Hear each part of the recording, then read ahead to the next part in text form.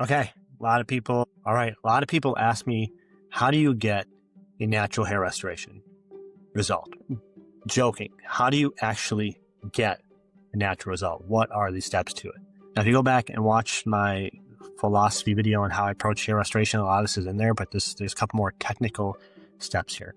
But it does start with our philosophy, which this is an art project. The first thing we need to do is visualize exactly what you want. How do you want this hairline to be positioned?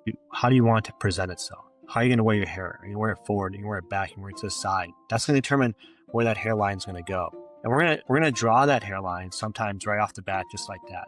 But we need to make sure that it looks good from every single angle. Someone's looking in the face, 3/4 view, someone who's 6'4", 6'6", whatever it is, from the side, from the back, every single angle, that foundation of hairs that we lay down needs to look natural. You can never just replace a strip of hairs and expect it to look good over time.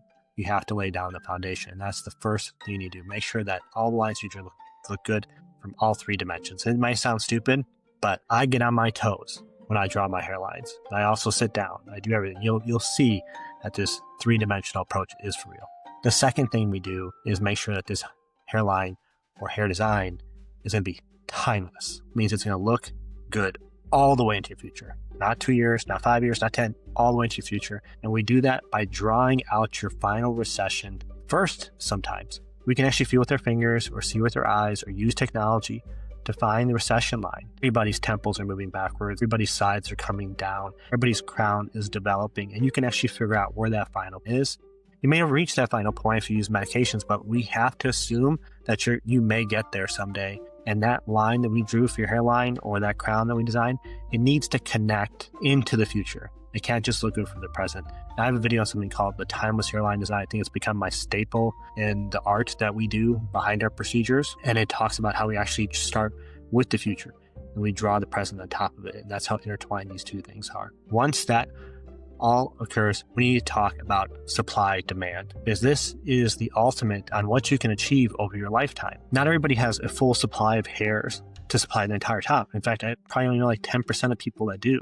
Most people will have to choose one area, the front, the back, or doing the whole thing with less density. And this is a conversation you need to have, because if you don't make a decision from your first surgery, you can end up in a situation where you put hairs in the crown and you develop expansion out in a circular fashion, and you can end up with a halo. And that's not a good thing. Looking at the hairline design, making sure it's timeless, talking about supply demand is the next thing, and making a decision whether it's right to move forward with surgery or not. If it's time to move forward with surgery, and this is actually where a lot of times in our office, we just won't participate if we don't think the decision's right. But once we do, we have to start thinking about technologies, because technologies actually do make a difference. I don't care what people say out there. Their FU technique is this and that. No, there are technologies that remove hairs with less transections. Going from standard to micro, transections drop from 15% to 2%. It means you get 13% more hairs with micro. Collateral damage, the damage to hair next door, no one ever talks about this, goes from 25% to 0 from going from standard to micro. That means that 1/3 of the hairs you have left over in the future are more available with micrograft procedures. So techniques can result in more supply over time, in addition to more natural. And you also have to consider other techniques that aren't involved with surgery that can result in more growth after surgery. It's not the time to just let go.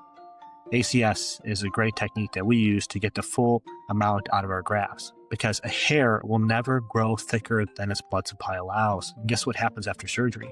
Those hairs go to sleep, the blood supply goes away, and when those hairs grow back, they're not going to reach their full potential if the blood supply is not there.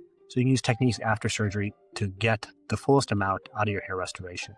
And that's how you get the most out of your supply, by making sure you collect it well and then you allow it to grow well after a procedure.